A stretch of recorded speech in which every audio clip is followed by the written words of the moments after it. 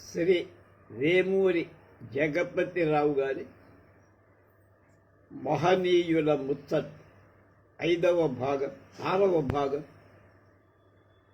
15/7/24 కొబ్బరి చెట్టెక్కిన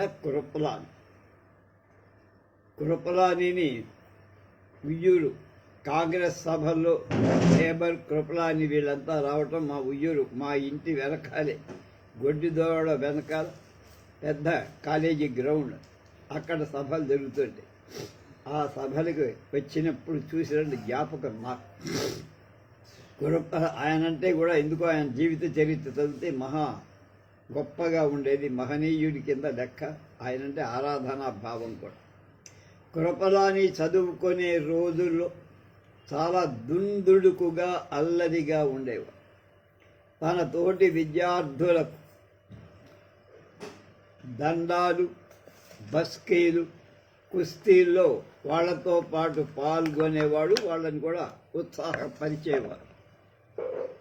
ఎవరిని లెక్క చేయకుండా ఛాతీ విరుచుకు తిరిగాం. తన మాటకు ఎవరైనా ఎదురు చెబితే బడిత పూజ. కృపలానికి గిల్లీ కజ్జాలకు తండ్రి వారానికి ఒక్కసారైనా బెత్తం పట్టుకొని విరగబాదేవాడు.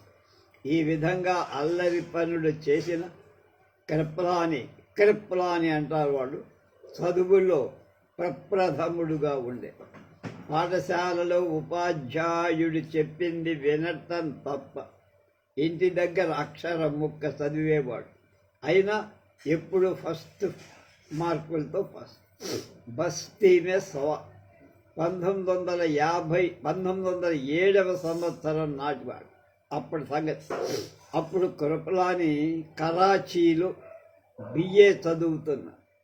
ఒకరోజు ఏదో సభ జరుగుతుంటే ఇంగ్లీష్ వాడైన ఆ కాలేజీ ప్రిన్సిపాల్ భారతీయుల్ని హేళనగా మాట్లాడాడు. సభలో కూర్చున్న కృపలాని తక్షణమే లేచి ప్రిన్సిపాల్ ఈ విధంగా మాట్లాడినందుకు క్షమాపణ చెప్పాలని, లేకపోతే సమ్మె చేయించగలనని హుంకరించి. దాంతో ప్రిన్సిపాల్ దిగివచ్చి పొరపాటున నోరు జారినందు క్షమించాలని సభాముఖంగా ప్రకటన. అసలు కరాచీలో ఇది ఎప్పుడు పాకిస్తాన్ ఇండియా కలిసి ఉన్న రోజు. ఆ రోజుల్లో బ్రిటిష్ పాలకులు ఏ బహిరంగ సభ పెట్టినా కృపలాని తప్పకుండా హాజరయ్యేవారు. సంకలో కర్ర పెట్టుకొని తోటి విద్యార్థులు వెంట రాగా సభకు వెళ్ళేవారు. ఎవరైనా భారతీయుల గురించి వెటకారంగా మాట్లాడితే చాలు కృపలాని లేచి గొడవ చేయడం, సభ చెల్లాచెదరు కావటం జరగటం మామూలైపోయింది. ఆ రోజుల్లో కరాచీలో కృపలాని అంటే బస్తీమే సవాల్ అల్లాగా ఉంది. కొబ్బరి చెట్టెక్కిన కృపలాని. గాంధీజీకి అతీష్ఠుడైన వాడు కృపలాని. ఒకసారి బీహార్లో చాంపారాన్ పర్యటనలు తలబెట్టి దారిలో ముజాఫర్పూర్లో ఆగుతానని అక్కడ తన్ను కలుసుకోవాల్సిందిగా ఆచార్య కృపలానికి టెలిగ్రామ్ ఇచ్చాడు మహాత్మా. అప్పుడు కృపలాని ముజాఫర్పూర్లోని గవర్నమెంట్ కాలేజీలో హిస్టరీ ప్రొఫెసర్గా పనిచేస్తాడు. విద్యార్థులను వెంటబెట్టుకొని రైల్వే స్టేషన్లో గాంధీజీకి హారతి ఇచ్చి కొబ్బరికాయ కొట్టి స్వాగతం పలకాలని విద్యార్థులు ఉబలాటపడ్డారు. కృపలాని దానికి సరే అన్న. అయితే కొబ్బరికాయ తేవటం మాత్రం మర్చిపోయారు. బజారు వెళ్ళి తెచ్చే సమయం లేదు. ఏం చేద్దామని విద్యార్థులు తర్జన భర్జన పడుతూ ఉంటే ఆచార్య కృపలాని, అప్పటికే ఆయన ప్రొఫెసర్ ఆచార్య, చటుక్కున రైల్వే ప్లాట్ఫారం పక్కన కొబ్బరి చెట్టు పైకి గబగబా ఎగబాకు కొబ్బరికాయ తెంపి తీసుకొచ్చారు. కృపలాని భుజాల మీద నెహ్రూ. 1940లో జరిగిన సంఘటన ఇది. ఆ సంవత్సరం అలహాబాద్లోని ఆనంద భవన్లో చాలా ఉత్సాహంగా హోలీ పండుగ జరుపుకుంటున్నారు. ఆనాటి వేడుకలలో అనేక మంది కాంగ్రెస్ నాయకులు పాల్గొన్నారు. ఉత్సాహం కొద్దీ రంగు నీళ్లు ఒకళ్ళ మీద ఒకళ్ళు చల్లుకున్నారు. సాయంత్రం అందరూ కలిసి ఫోటో తీయించుకోవటానికి నిలబడ్డారు. పండిట్ నెహ్రూ చిలిపిగా ఆచార్య కృపలాని భుజాల మీద ఎక్కి కూర్చొని ఫోటో తీయించుకున్నారు. ఫోటో తీయటం కాగానే కృపలాని నవ్వుతూ, జవహర్లాల్, నువ్వేమి బరువు లేని చిన్నపిల్లాడు అనుకుంటున్నావా, చాలే దిగవయ్యా అంటూ పండిట్ నెహ్రూను కిందకి దించారు. 24 గంటల లోపల తేల్చుకోండి అని సవాల్ విసిరాడు ఒకసారి. అవి 1946, ఇంకా స్వతంత్రం రాల. బ్రిటన్ నుంచి వచ్చిన క్యాబినెట్ మిషన్ సిమ్లాలో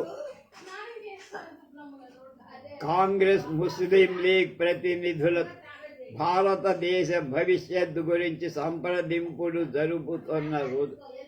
2 మాసాలుగా సాగుతున్న చర్చలు ముస్లిం లీగ్ మొండి వైఖరి కారణంగా ఒక అంగీకారానికి రావటం సాధ్యం కాబట్ట క్యాబినెట్ మిషన్ అలా లాభం లేదని కాంగ్రెస్ ముస్లిం లీగ్ నాయకులకు ఒక అల్టిమేటం ఇచ్చారు.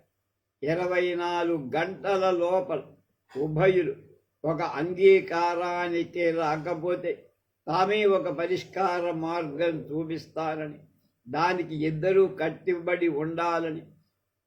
దాంతో ఇరుపక్షాల్లో కలవరం ప్రారంభమై కాంగ్రెస్ తరపున నాయకత్వం వహిస్తున్న పండిట్ నెహ్రూకు ఆచార్య కృపలాని, రాజేంద్ర ప్రసాద్, ఆజాద్ మొదలైన వాళ్ళు సలహాదారు.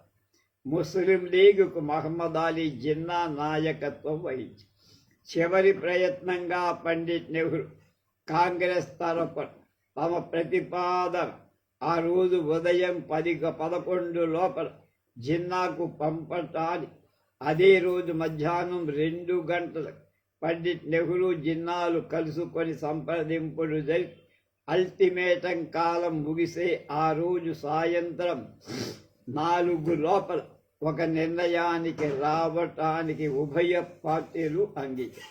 కాంగ్రెస్ నాయకులు తమలో తాము చర్చించుకొని ప్రతిపాదన తయారు చేసి టైప్ చేయించేసరికి 10:30 అయింది. టైప్ చేసిన ఆ కాగితాలు మరో అర్ధ గంటలో జిన్నాకు చేరాలి. కాంగ్రెస్ నాయకుల బసకు జిన్నా ఉండే చోటికి 5 మైళ్ళ దూరం. పైగా ఆ రోజుల్లో సిమ్లాలో వైస్రాయికి, గాంధీజీకి తప్ప మిగతా వాళ్ళెవ్వరికీ కార్లు ఉపయోగించే అధికారం కూడా లేదు.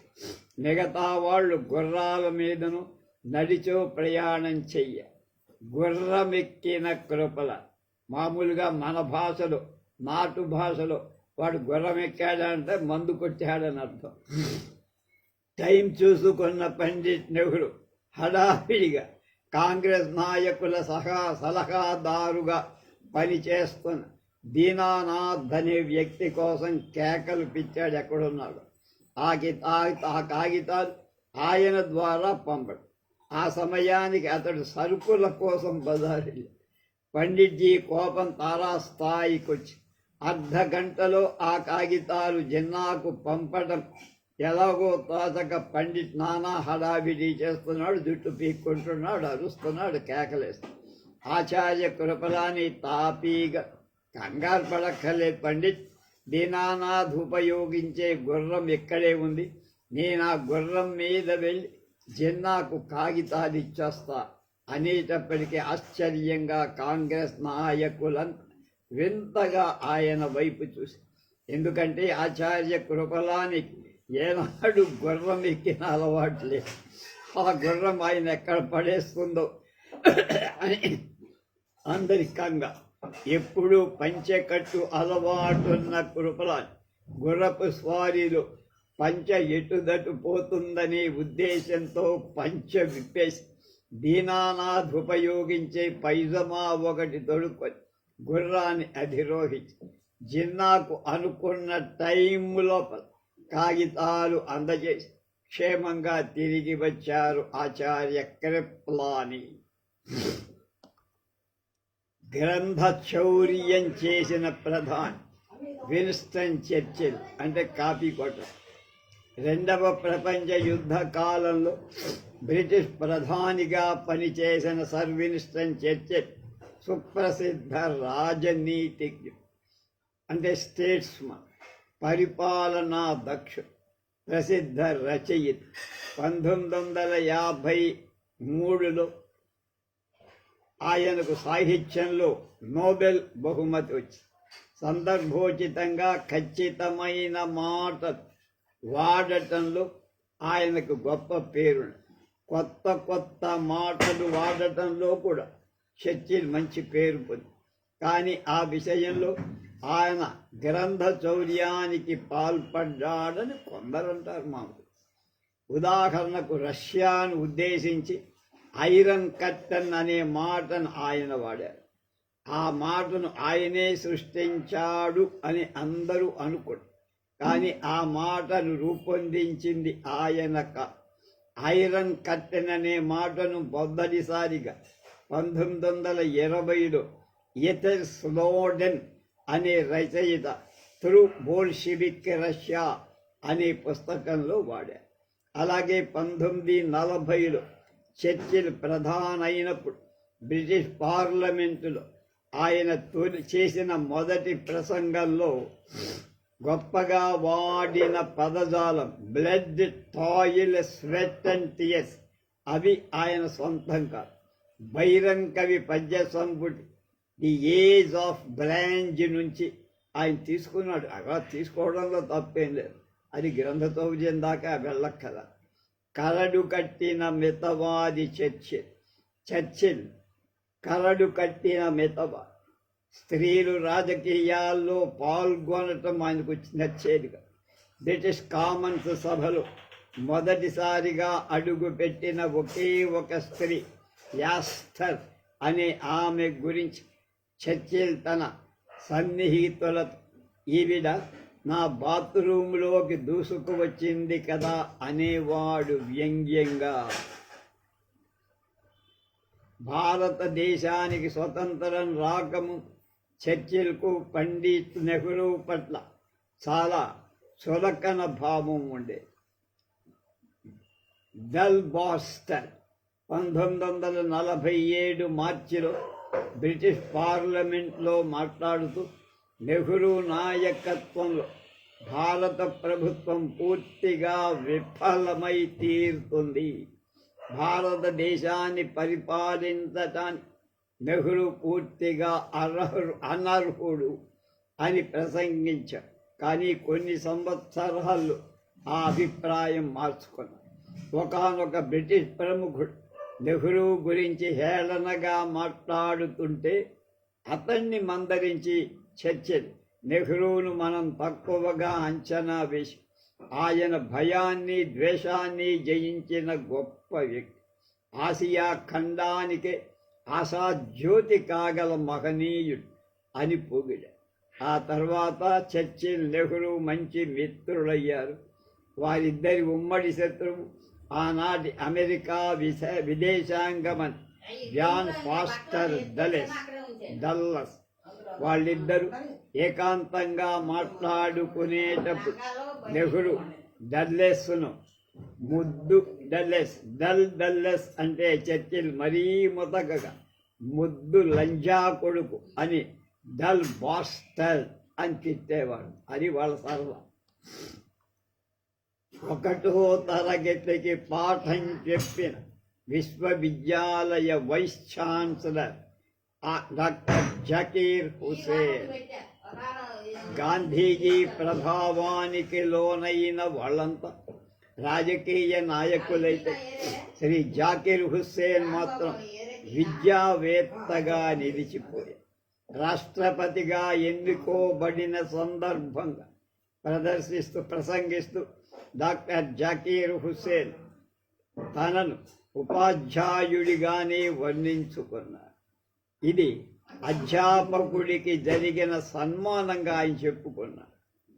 1920లో గాంధీజీ పిలుపుపై జకీర్ హుస్సేన్ అలీఘర్ విశ్వవిద్యాలయం ప్రిన్సిపాల్ పదవిని వదిలేసి వచ్చి ప్రత్యక్షంగా మిగతా నాయకుల రాజకీయ పోరాటం జరపకపోయిన బ్రిటిష్ వారితో సహాయ నిరాకరణకు సూచన అలీఘర్ వదిలి వచ్చి జామియా మిలియా విశ్వవిద్యాలయ స్థాపకులలో ఒకరై నిలబడి విద్యారంగంలో గాంధీజీ ఆలోచనలు ఆచరణలో పెట్టిన ప్రముఖ విద్యావేత్త శ్రీ జకీర్ హుస్సేన్ సంపన్న కుటుంబంలో జన్మించిన సామాన్య జీవితాన్ని గడిపిన అసాధారణ వ్యక్తి ఆయన. అవి హిందూ ముస్లింల మధ్య పచ్చగడ్డేస్తే భగ్గుమనే రోజు.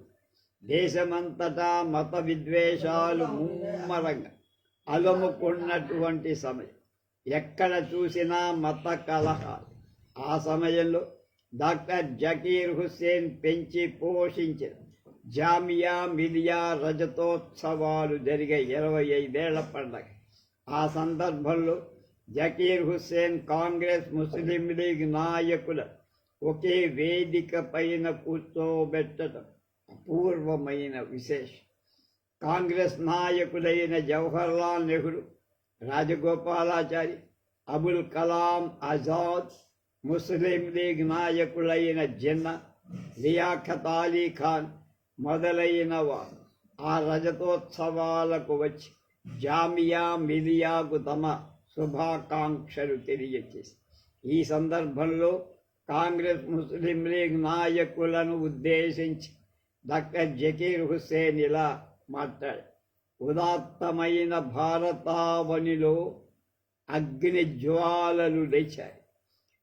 ఈ అనాగరిక ప్రపంచం నుంచి మానవ జాతిని మీరెలా రక్షిస్తారు?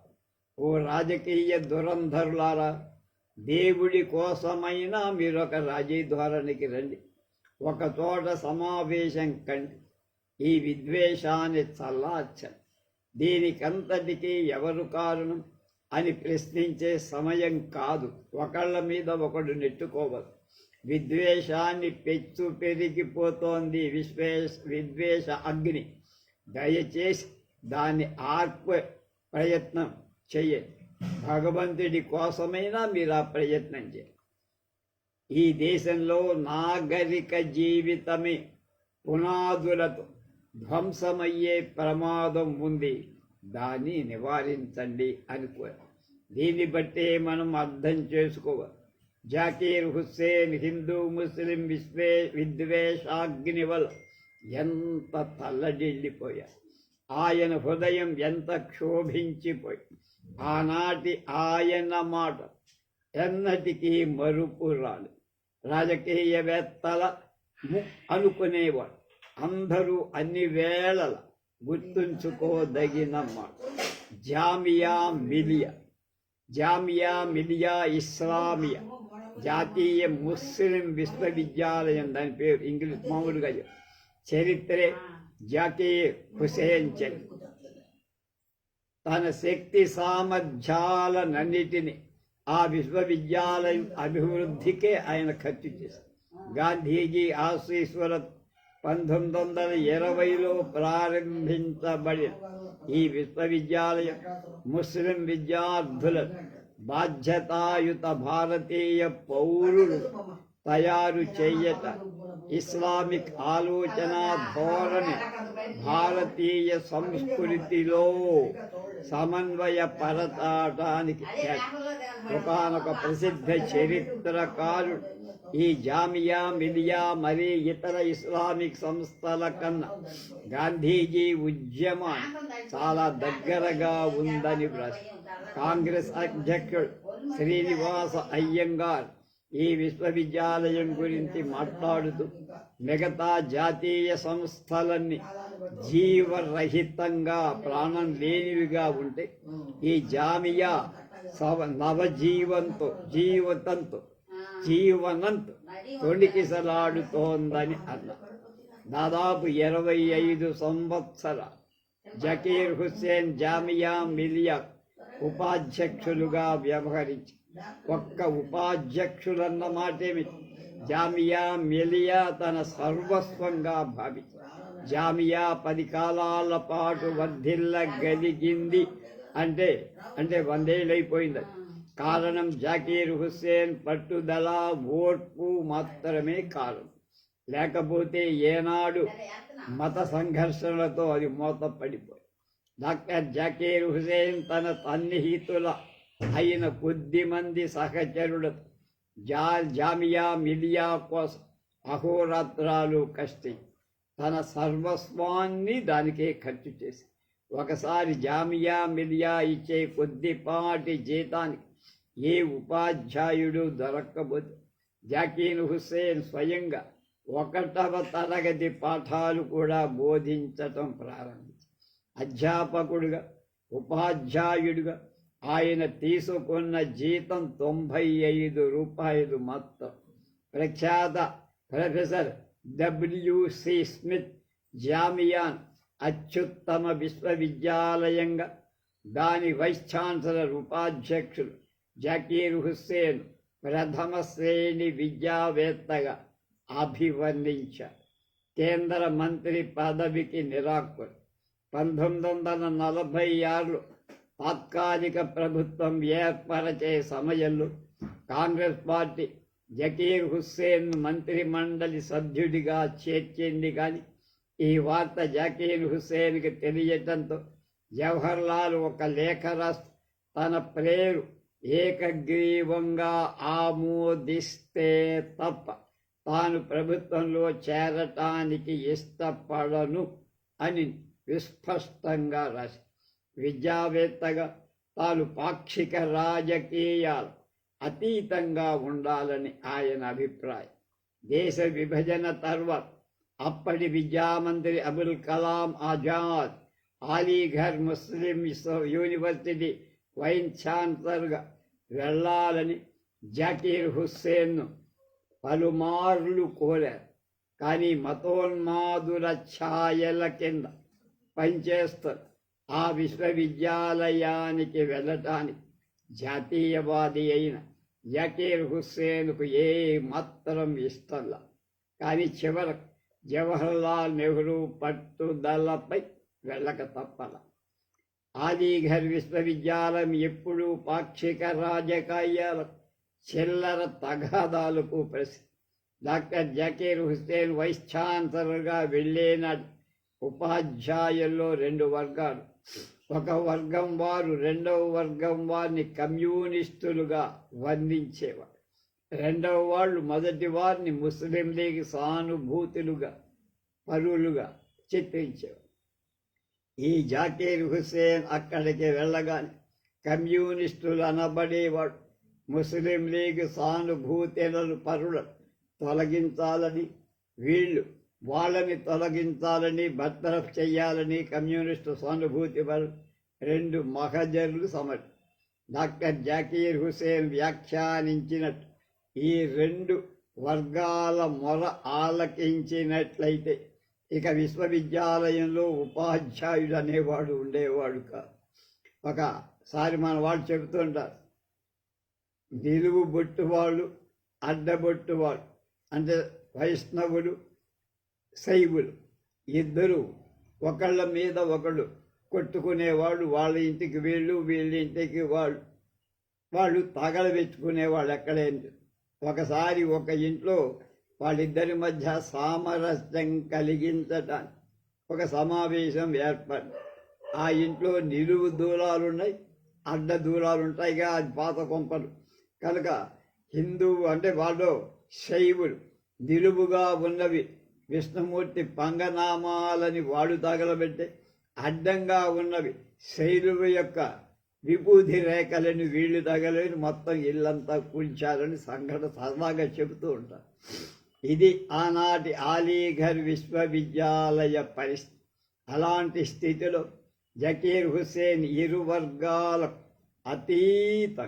అతీతంగా 9 ఏళ్ళు ఆ విశ్వవిద్యాలయ ఉపాధ్యక్ష పదవి అతి చాకచక్యంతో నిర్వహించారు.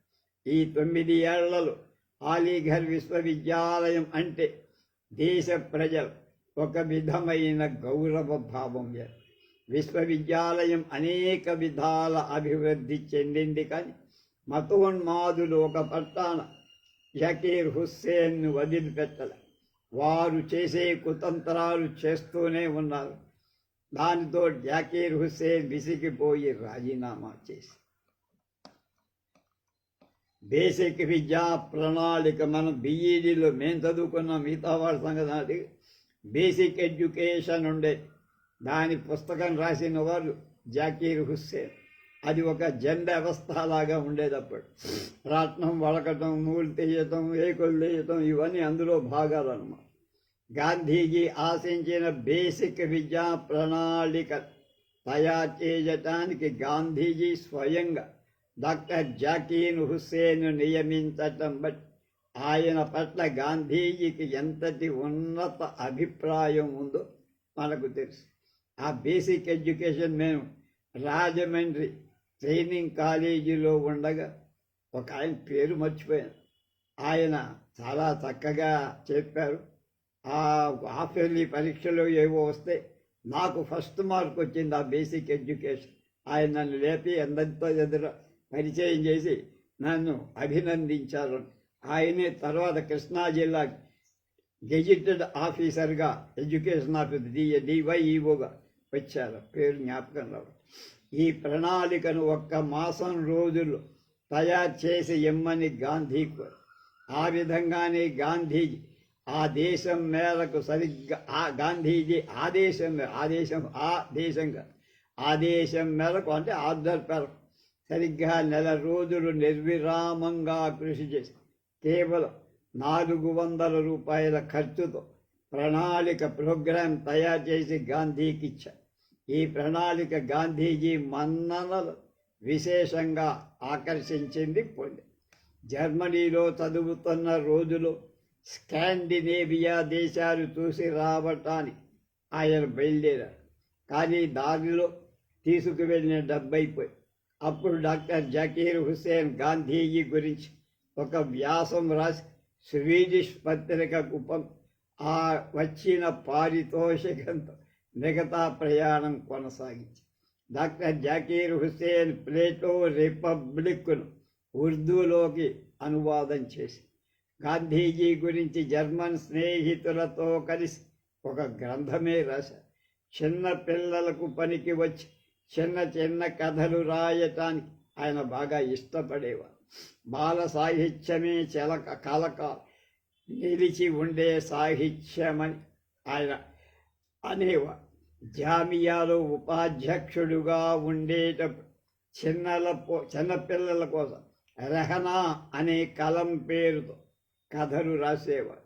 రెహనా అనే పేరు గల ఆయన కుమార్తె చిన్నప్పుడే చనిపోయి ఆమె కోరుతూ ఆవిడంటే ఆమె అంటే ఆయనకి ఇష్టం. ఈ కథలన్నీ గ్రంథ రూపంలో వచ్చాయి. ఖురాన్ చదవని ముస్లిం నాయకుడు మహమ్మద్ అలీ జిన్నా ముస్లింలకు ప్రత్యేక దేశం ఏర్పరిచి పాకిస్తాన్ నిర్మాతగా పేరు పొంది మహమ్మద్ అలీ జిన్నా ముస్లింల పవిత్ర గ్రంథమైన ఖురాన్ను చదవలేదు. జిన్నా కన్నా గాంధీకే ఖురాన్ గురించి బాగా తెలుసు. జిన్నాకు ఉర్దూ భాష కూడా అంతంత మాత్రం వచ్చు. తమ నియమాలకు విరుద్ధంగా జిన్నా పంది మాంసం తినటమే కాక తన మత నియమాల్ని పాటించకూడదు. ప్రతిరోజు గడ్డం గీసేవాడు. కనీసం ముస్లిం పవిత్ర దినమైన శుక్రవారం కూడా మసీదుకు వెళ్ళేవాడు కాదు.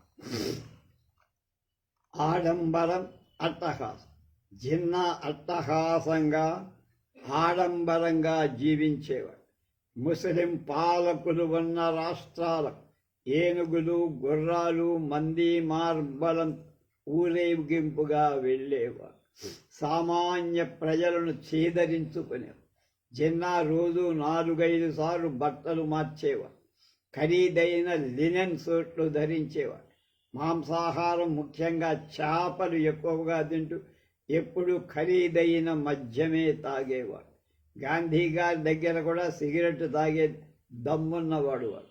అయితే మహమ్మద్ అలీ జిన్నా ఆర్థిక విషయాలు చాలా నిక్కచ్చిగా, డబ్బు విషయంలో చాలా నిజాయితీగా ప్రవర్తించేవాడని జిన్నా నివాస గృహం ఎంతో పరిశుభ్రంగా అందంగా ఉండేది. పూల మొక్కల దగ్గర నుంచి గృహ అలంకరణ సంబంధించిన అన్నిటిలో ఎంతో శ్రద్ధ తీసుకొని ఇంటిని ఎంతో అందంగా ఉంచేవారు. గాంధీజీ జిన్నాను ఎంతో ఆప్యాయంగా సోదర భావంతో చూడగా జిన్నా అందుకు విరుద్ధంగా గాంధీజీని చులకనగా చూసేవారు. గాంధీజీ జిన్నాకు వ్రాసే ఉత్తరాలలో సోదరుడు జిన్నాకు అని సంబోధించి వ్రాస్తే జిన్నా మాత్రం నిర్లక్ష్య ధోరణితో మిస్టర్ గాంధీ అంటూ జవాబులు రాసేవారు. 2 ముళ్ళ మధ్య ఒక గులాబ్. అది మహమ్మద్ అలీ జిన్నా మొదటిసారిగా వైస్రాయ్ మౌంట్ బాటన్ కలుసుకున్న సమయం. ఇద్దరూ కొంతసేపు మాట్లాడుకున్న తర్వాత కాఫీ పలహారాలు తీసుకుని వైస్రాయ్ భవన్ నుంచి బయటకు వస్తున్న జిన్నా మౌంట్ బాటన్ దంపతులతో ఫోటో తీయటానికి ప్రెస్ ఫోటోగ్రాఫర్లు చుట్టుముట్టి తనను బాటన్ దంపతుల మధ్యలో నిలబడి ఉండగా ఫోటోస్ తీస్తారని జిన్నా ఊహ. మౌంట్ బాటన్ భార్యను పొగిడి ఆవిడ అభిమానం సంపాదించాలని 2 ముళ్ళ మధ్య ఒక గులాబీ అని ఫోటో తీస్తుండగా అనాలే అని అనుకున్నాడు. తీరా ఫోటో తీయబోయే సమయాన్ని జిన్నాకు ప్రక్కన మౌంట్ బాటన్ వచ్చి నిలబడు.